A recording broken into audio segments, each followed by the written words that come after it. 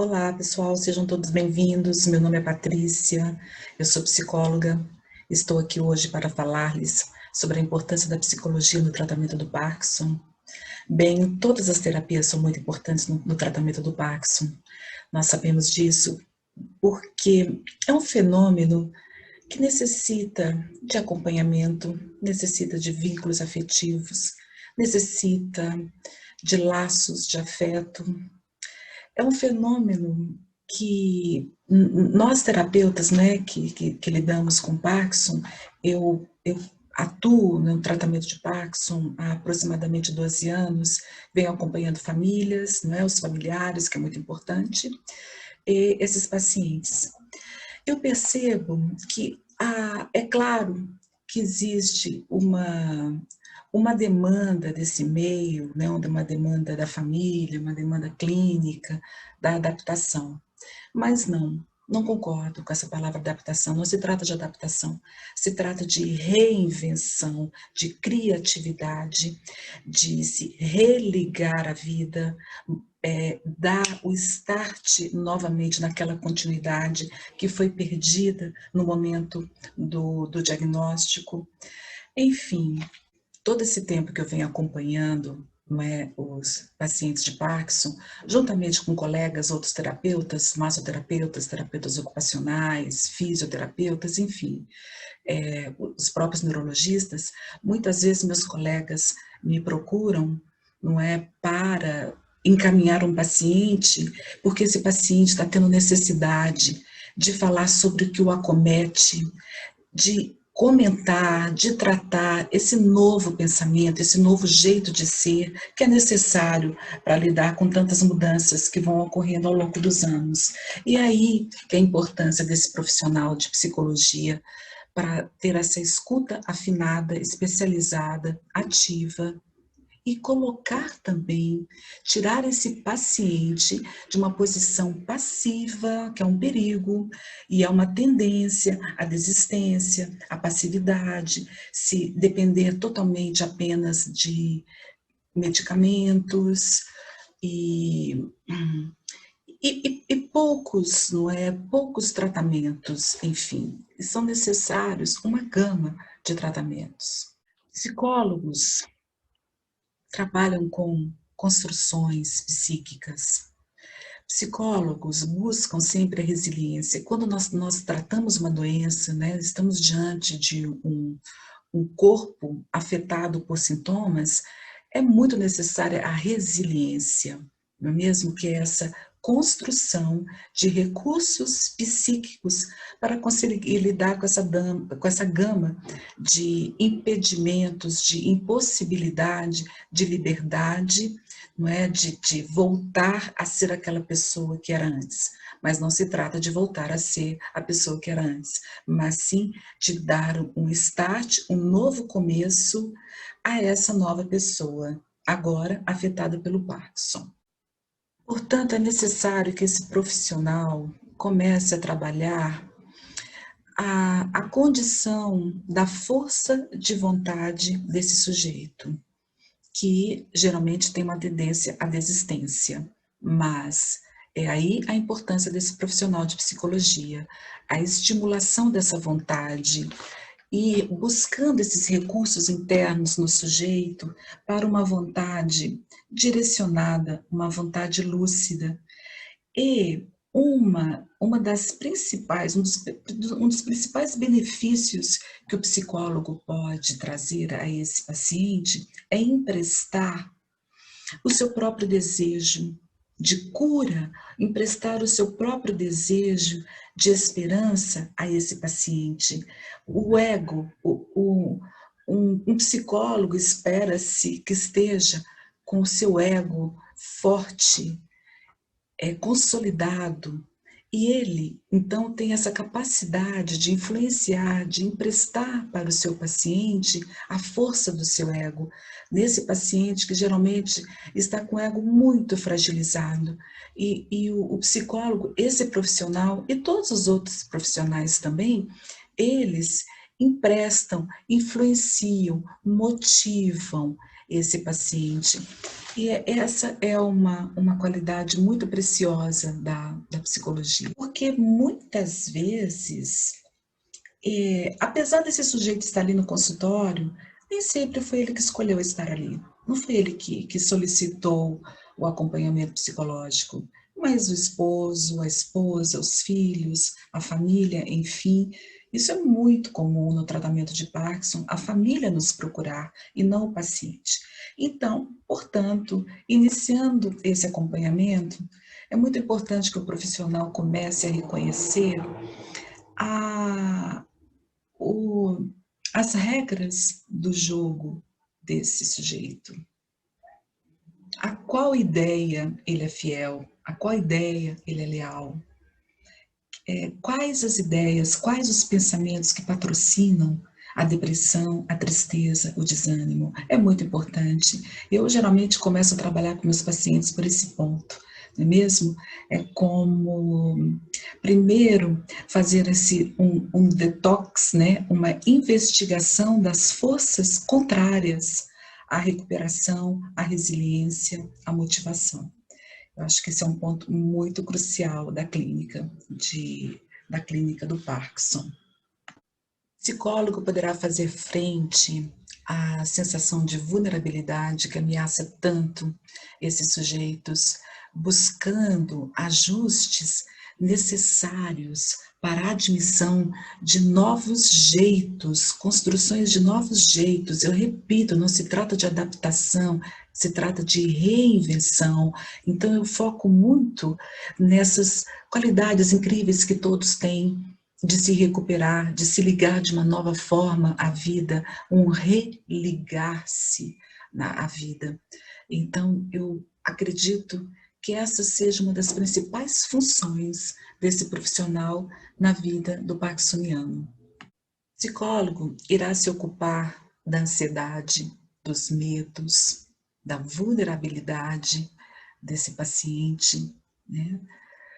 Porque se perceber tomado por um corpo que domina a revelia da própria vontade é realmente bastante assustador.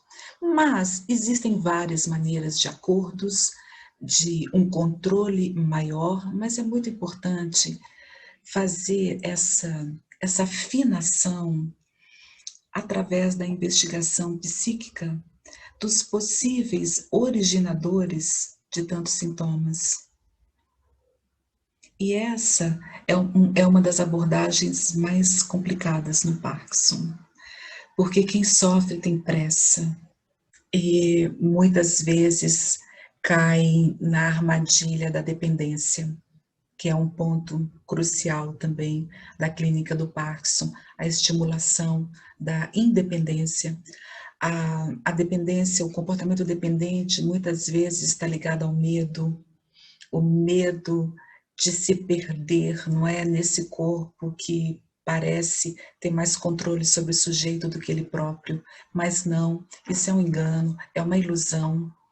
Nós podemos sempre encontrar soluções, e aí que entra esse profissional, não é? Estimulando a criatividade, o apego à vida, o respeito a si mesmo.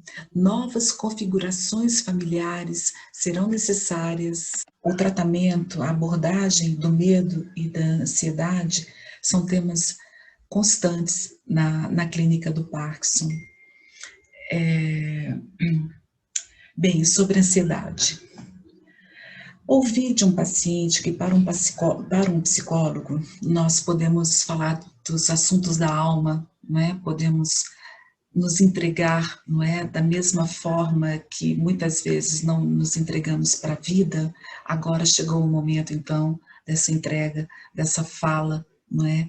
A fala dos assuntos da alma. Isso acontece realmente muito no consultório. O próprio Freud, né, Freud, assim, meu querido Freud ali atrás, o próprio Freud, ele mencionava, não é, que para compreendermos melhor a vida, para nos engajarmos mais a vida, que procurássemos os poetas, não é? Os sentimentos, o mundo dos sentimentos, o mundo das emoções. E, de fato, eu concordo com Freud, eu costumo abordar muito a condição, a capacidade de amar, a capacidade de se ligar, não é, às pessoas. O psicólogo trabalha muito com a família, esse respeito mútuo, a dignidade, o resgate da dignidade, porque é muito comum a revolta, não é, junto com sintomas tão perturbadores. Então, o psicólogo que trata o Parkinson, ele vai estar sempre lidando com a revolta, a vergonha, o desconhecimento desse corpo, muitas vezes o não reconhecer o próprio corpo, não se reconhecer mais. Então é um trabalho muito importante, que é um trabalho de resgate, de um começar de novo, de uma reformulação geral na vida, e na vida familiar também, na vida conjugal. Muitas vezes a esposa, o marido, os filhos passam a ser cuidadores ativos, e isso perturba muito essa relação, porque as funções mudam, as funções mudam.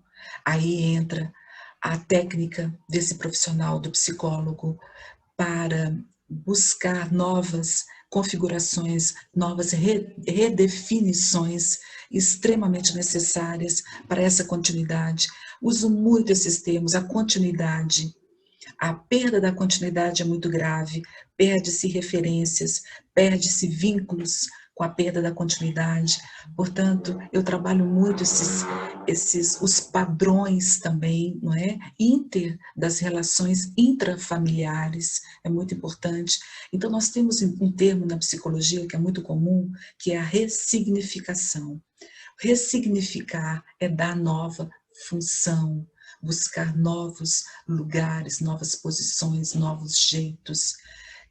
Isso é muito possível, muito saudável na doença do Parkinson.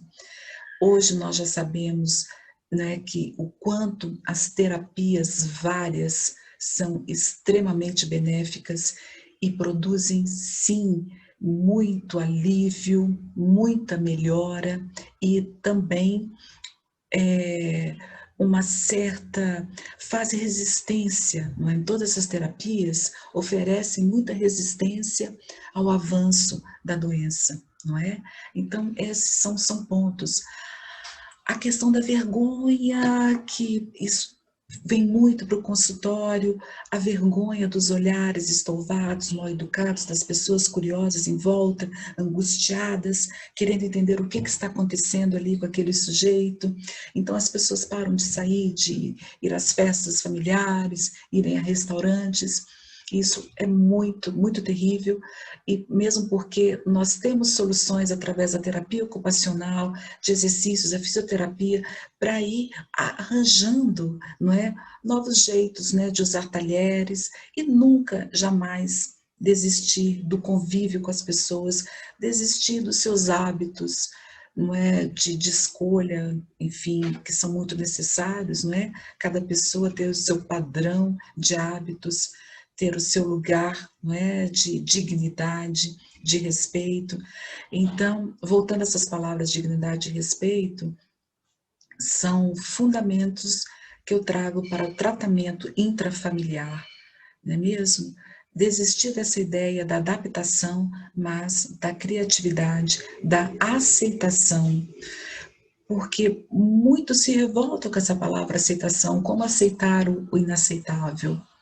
Mas talvez estejamos falando de circunstâncias psíquicas antigas, arcaicas, extremamente doentes, que precisam sim, primeiramente, serem admitidas, aceitas, para que haja a tão esperada transformação e superação.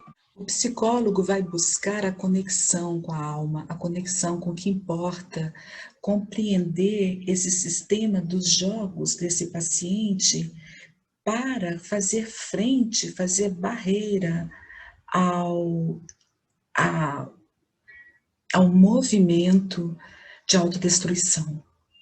Eu me atenho muito a esses jogos inconscientes dos meus pacientes, de a princípio eles podem estar acreditando que estão no movimento de construção, mas não no movimento de sabotagem, de autodestruição. Eu fico muito atenta para esses movimentos, para esses jogos, essa dinâmica psíquica que muitas vezes o paciente segura para si o seu desejo de autodestruição. Eu acredito que esses sejam os pontos mais dolorosos da clínica do Parkinson, no qual eu me atenho com muita atenção e seriedade.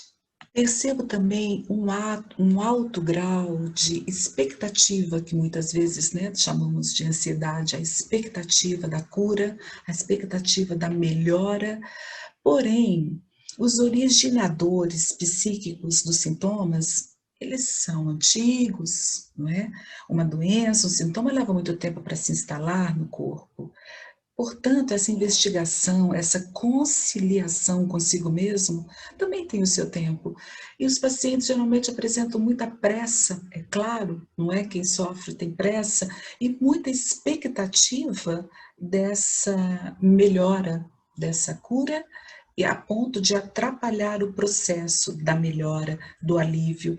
Então, esses são temas assim muito recorrentes, muito importantes que mantenhamos atenção neles, né? Nesses jogos internos, muitas vezes sabotadores. Eu trabalho muito com esses jogos, com essa dinâmica interna psíquica na clínica do Parkinson, porque nós não temos que trabalhar com expectativas, mas com previsibilidade, através de cada construção, passo a passo, de cada recurso psíquico que é conquistado, ali se conquista também previsão, previsibilidade, para fazer frente à ansiedade de expectativa, não é mesmo?